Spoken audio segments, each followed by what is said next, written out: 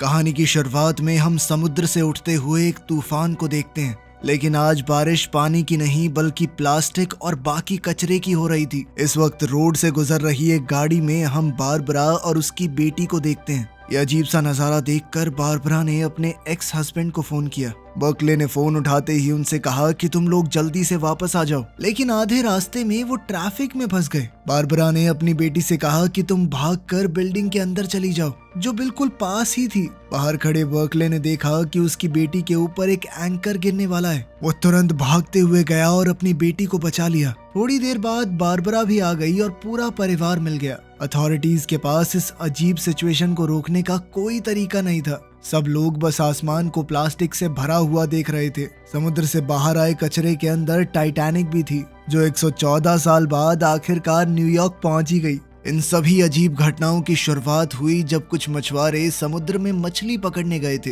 पर जैसे ही उन्होंने जाल डाला तो मछलियों के साथ साथ उनके बीच एक समुद्री जीव भी उनकी पकड़ में आ गया। इसके बाद हम बार्कले को देखते हैं, जिसे समुद्र में तेल लीक होने की खबर मिली। उसे ब्रिटिश फौज के साथ मिलकर सफाई का काम करना था। मिशन के लिए जाते हुए वो लंदन से गुजरा ताकि अपनी बेटी कर्बी को सही सलामत उसकी माँ के पास पहुंचा दे। अपनी बेटी और पिछली बीवी को अलविदा कहने के बाद बार्कले सार्जेंट हैना के साथ एयरपोर्ट गया और फिर मिलिट्री प्लेन में बैठ गया। जल्द ही वो एक खुफिया जगह पर पहुंचा जहां उस समुद्री जीव की डेड बॉडी रखी गई थी। वहां पता चला कि यह जीव समुद्र के किनारे से लगभग 3 मील दूर मिला है। मछुआरों ने जब मॉन्स्टर को जाल से निकलते देखा तो उन्होंने उसे गोली मार दी और उसके शरीर को इंटरनेट पर बेचने की कोशिश की, लेकिन कर्नल ने सही समय पर एक्शन लिया, केस को छुपाया और उस शरीर को खरीद लिया ताकि आर्मी उस पर रिसर्च कर सके। पियर्स कहने लगा कि इस तरह के समुद्री जीवों के बारे में पुराने समय की कहानियों में बताया जाता है। इनकी प्रजाति को होमो एक्वा कहा जाता था।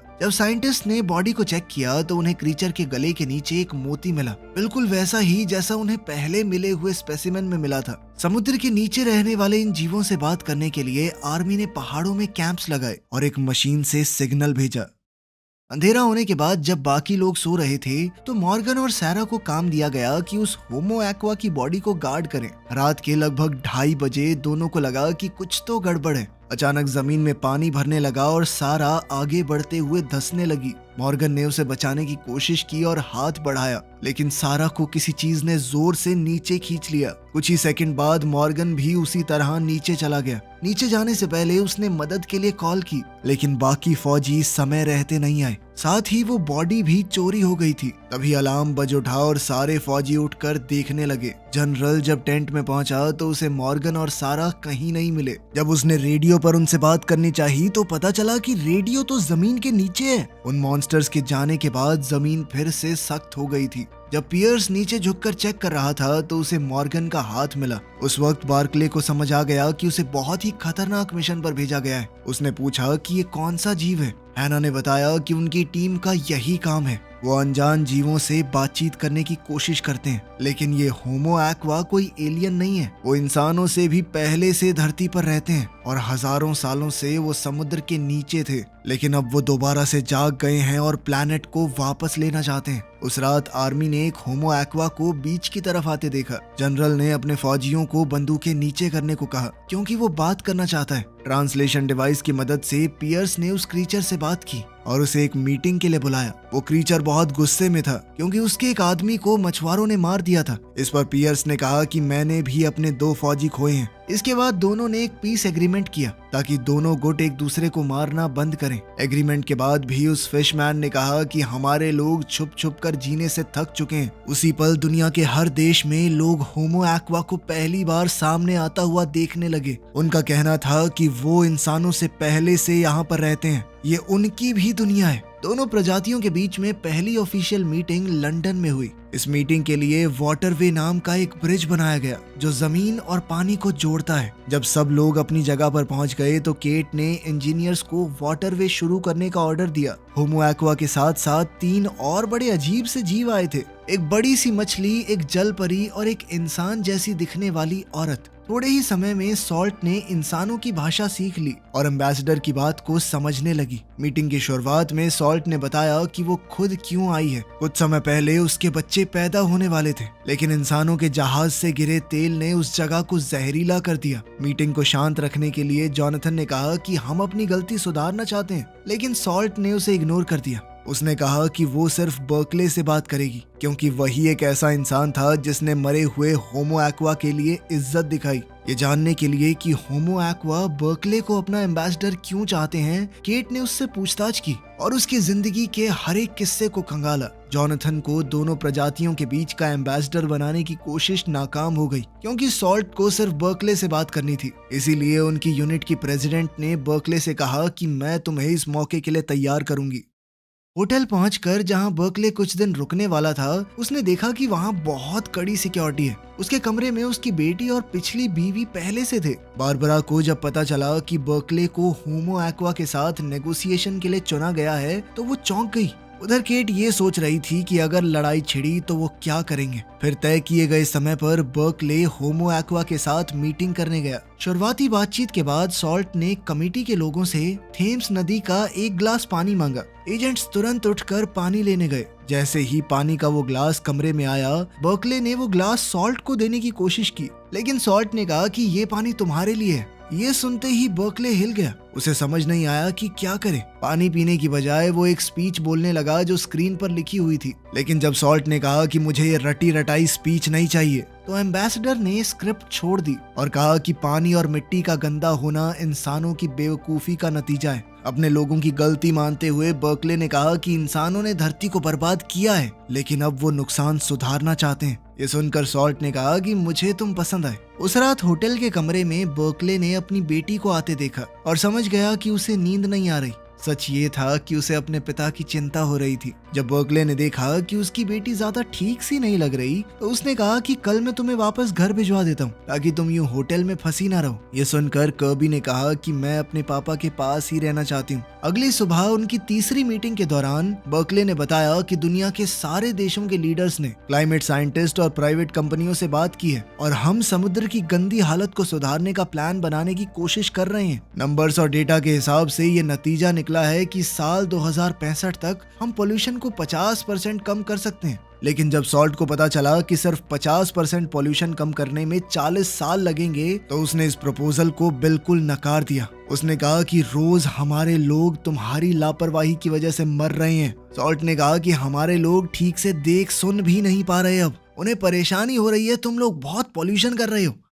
इस बात पर बर्कले को लगा कि बोल तो ये बिल्कुल सही रही है। उसके पास माफी मांगने के अलावा कोई ऑप्शन नहीं था। फिर उसने कहा कि अगर हम दोनों प्रजातियां मिलकर इस मिशन में काम करें तो हो सकता है जल्दी हो जाए। इस पर सॉल्ट ने कहा कि अगर हम मदद करने लगे तो बहुत जल्दी हो जाएगा। अचानक एक तूफान शुरू हुआ और एक ही समय पर कई सारे देशों ने समुद्र में बदलाव देखा। उस दिन जितना भी कचरा इंसानों ने समुद्र में फेंका था, वो वापस जमीन पर आ गया। प्लास्टिक और बहुत सारा गंदा सामान आसमान से गिरने लगा और अब कहानी वहीं पहुंच गई जहां से शुरुआत हुई थी। दुनिया भर के देशों का इतना नुकसान होने के बाद भी बर्कले ने समुद्र के लोगों के साथ बातचीत जारी रखी, क्योंकि इंसान जानते थे कि वो ऐसी लड़ाई तो नहीं जीत सकते। अच्छी बात ये थी कि सॉल्ट अभी भी बात करने के लिए तैयार थी, लेकिन उसने कहा कि मुझे शांति तभी मिलेगी जब इंसान 3 शर्तें मानेंगे। पहली शर्त, समुद्र में किसी भी तरह का कोई पॉल्यूशन नहीं आना चाहिए और अपने जहाज चलाना बंद करो। दूसरी शर्त ये थी कि जमीन और समुद्र के बीच में सीधे बॉर्डर बनाए जाएं, ताकि इंसान समुद्र के अंदर ना जाए, क्योंकि इंसान जमीन पर रहने के लिए बने हैं। उन्हें ना ही समुद्र और ना ही उसके पास के आसमान में जाना चाहिए। ये सुनते ही कमेटी के मेंबर्स भड़क गए, क्योंकि इससे सभी कॉन्टिनेंट्स पर रहने वाले लोग एक दूसरे से कट जाएंगे। जब सॉल्ट ने देखा कि कमरे में इंसान ज्यादा गुस्सा हो रहे हैं, तो उसने अपनी आवाज बदली और एक आदमी का रूप ले लिया ताकि उन्हें कंट्रोल कर सके। जैसे ही लोग शांत हुए और अपनी सीट पर वापस गए, सॉल्ट अपने असली रूप में वापस आ गई। फिर वो तीसरी शर्त बताने लगी जो इंसान और समुद्री लोगों के बीच में शांति के लिए जरूरी है। इसके लिए उसने समुद्र के कुछ कोऑर्डिनेट्स दिए और कहा कि अगली मीटिंग वहां पर होगी। इसमें सिर्फ दूर समुद्र तक जाना ही नहीं है, बल्कि बर्कले को 5 मील नीचे डाइव करना पड़ेगा ताकि वो होमो एक्वा से उनके घर में मिल सके। अब अगली चुनौती ये थी कि इतनी गहराई तक जाना भी बहुत मुश्किल है, क्योंकि 5 मील नीचे पानी का प्रेशर बहुत ज्यादा होता है। आज तक ऐसी कोई सबमरीन बनी ही नहीं है जो 5 मील नीचे तक डाइव कर सके।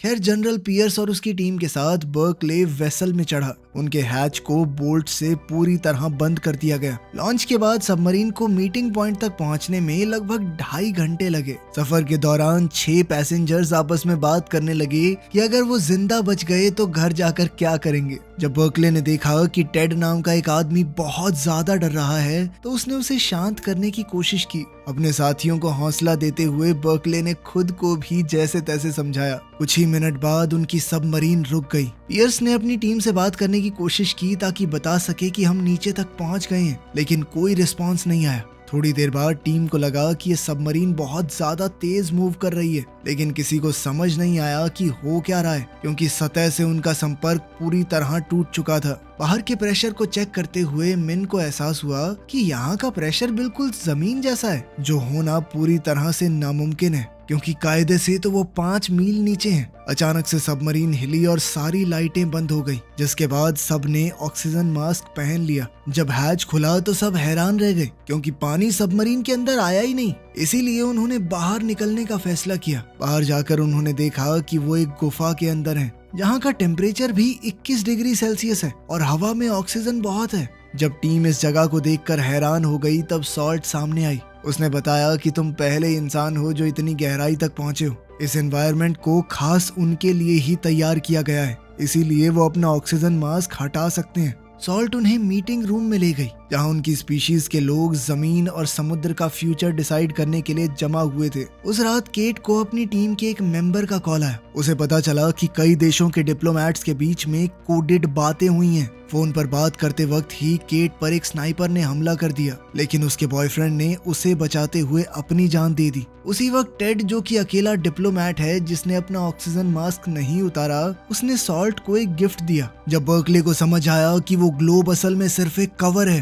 अंदर कुछ और ही मौजूद है, तो वो तुरंत झपटा ताकि सॉल्ट से उसे दूर ले जा सके। लेकिन बम फट गया और इस ब्लास्ट में कई फिशरमैन मारे गए और बर्कले की टीम के सारे मेंबर भी। सिर्फ बर्कले जिंदा बच गया, क्योंकि सॉल्ट ने उसे बचा लिया था। केट के मिशन पर स्क्वाड भेजते हुए शर्ले को मिशन पर गए हुए डिप्लोमैट्स की मौत की खबर मिली और उसने तुरंत मीडिया को बता दिया। न्यूज के बाद दुनिया को एक वीडियो दिखाई गई, जिसमें लग रहा था कि सॉल्ट ने जानबूझकर बर्कले और उसकी टीम को मारा है और जो भी इंसान समुद्र में जाएगा उसका यही हाल होगा। लेकिन सच तो ये था कि ये वीडियो नकली है और सरकार ने दोनों स्पीशीज के बीच में नफरत बढ़ाने के लिए ये किया। तेज रफ्तार से सतह की तरफ तैरते हुए सॉल्ट ने देखा कि बर्कले को बचाने के लिए हेलीकॉप्टर भेजा गया है। जैसे ही बर्कले जमीन पर पहुंचा, उसने बताया कि ब्लास्ट का रीजन टेड था। केट ने बर्कले की बात मानी, लेकिन कहा कि उसे सॉल्ट से पूछताछ करनी पड़ेगी। फिलहाल के लिए सॉल्ट को गिरफ्त में ले लिया गया।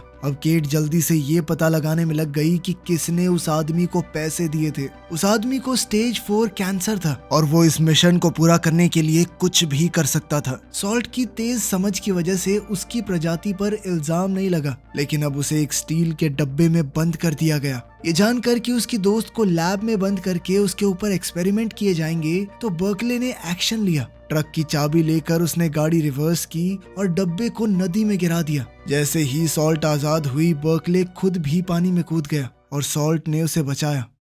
उस रात होमो एक्वा ने इंपीरियल हाउस में एक नई मीटिंग बुलाई। इस बार सॉल्ट की जगह टाइड नाम का एक सी मैन आया। वो कहने लगा कि इंसान इतने पागल कैसे हो गए कि उन्होंने धमाके में अपने ही लोग मरवा दिए। केट ने जब उससे माफी मांगी तो टाइड ने कहा कि सॉल्ट कहाँ पर है। वो कहने लगा कि हमारे लिए वो एक गद्दार है, अपने लोगों की बजाय उसने एक इंसान को बचाया। जब उसे पता चला कि सॉल्ट बर्कले की मदद से भाग चुकी है और अब तक गायब है, तो टाइड ने ऑर्डर दिया कि उसे ढूंढकर वापस लाओ। अगर ऐसा नहीं हुआ तो असली लड़ाई अब शुरू होगी। जब पूरा शहर उन्हें ढूंढ रहा था, तब सॉल्ट और बर्कले एक गुमनाम वेयर हाउस में छुपे हुए थे। सॉल्ट अपनी आजादी की खुशी मना रही थी। बर्कले से बात करते हुए उसने पूछा कि तुमने अपनी जान रिस्क में क्यों डाली। तभी अचानक दोनों ने एक दूसरे को चूम लिया। सच ये था कि वो एक दूसरे से प्यार करने लगे थे, लेकिन अभी भी बर्कले को सॉल्ट की चिंता हो रही थी। उसने कहा कि तुम्हें वापस समुद्र में चले जाना चाहिए, लेकिन सॉल्ट जानती थी कि अगर वो गई तो उसकी ही प्रजाति के लोग उसे गद्दार कहकर मार देंगे।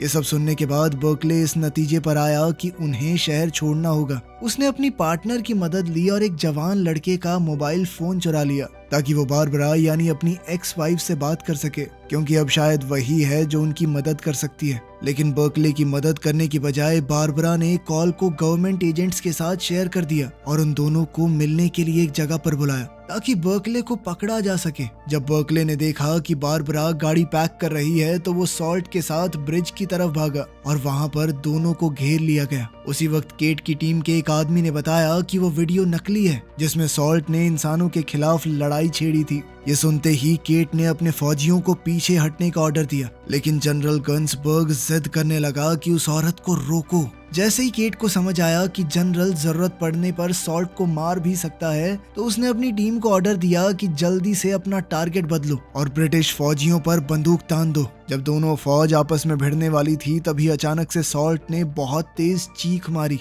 और फिर नदी में कूद गई। उस रात होमो एक्वा एक ऐसी आवाज निकालने लगी जो समुद्र के पास वाले शहरों के सारे कुत्तों को बीच तक ले आई और फिर उन्होंने फिशिंग नेट्स का इस्तेमाल करके उन्हें पकड़ लिया। अगले दिन जब जानवरों के बारे में पूछा गया तो टाइड ने कहा कि उनको तो हम खा गए, बिल्कुल वैसे ही जैसे इंसान समुद्र की मछलियों को खाते हैं। सैटेलाइट इमेजेस देखने के बाद साइंटिस्टों को पता चला कि होमो एक्वा असल में ग्लेशियर्स को पिघला रहे हैं। अगर कुछ बदला नहीं तो अंटार्कटिका हर साल 300 बिलियन टन बर्फ खो देगा। अगर ऐसा हुआ तो कुछ ही समय में समुद्र का लेवल 1600 फीट बढ़ जाएगा और लगभग सभी इंसान डूब जाएंगे।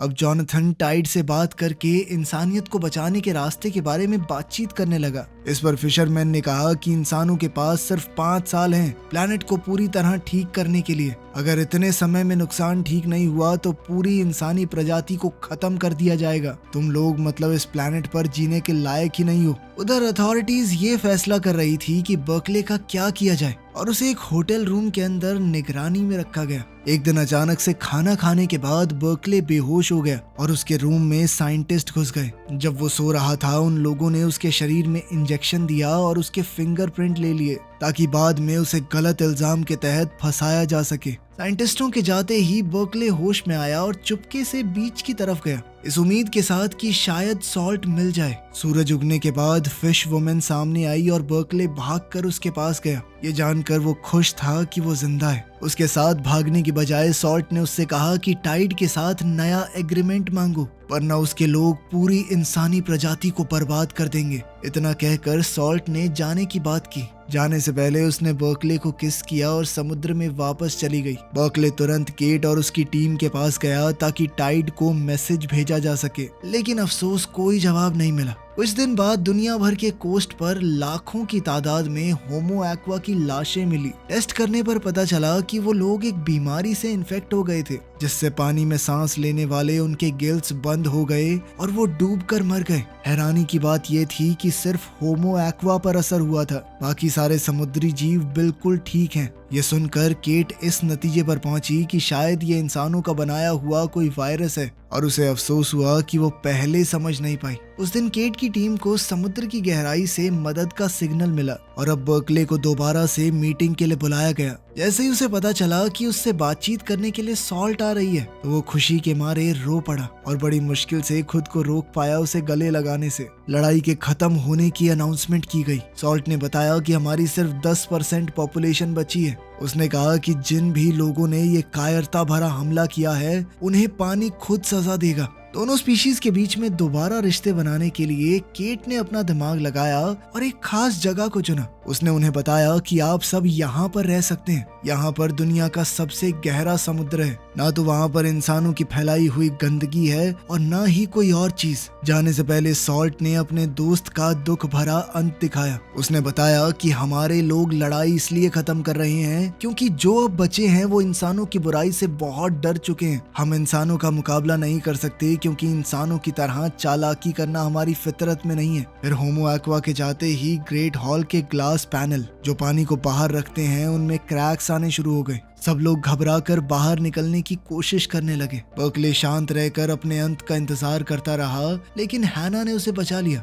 उस दिन केट को बर्कले के मेडिकल टेस्ट के रिजल्ट मिले और पता चला कि उसका डीएनए बदल चुका है। अब उसके जीन्स होमो एक्वा जैसे हो चुके हैं। ये जानकर केट ने फैसला किया कि उसे समुद्र ले जाया जाए ताकि वो सॉल्ट को दोबारा मिल सके। सॉल्ट को किस करने के बाद बार्कले के अचानक से गिल्स निकल आए, जिससे वो पानी के अंदर भी सांस ले सकता था। अब उसके पास अपनी किस्मत चुनने का मौका है और उसने फैसला किया कि वो सॉल्ट के साथ समुद्र में ही रहेगा। वीडियो पसंद आई तो लाइक कर देना, चैनल को सब्सक्राइब कर लेना। मिलते हैं अगली वीडियो में।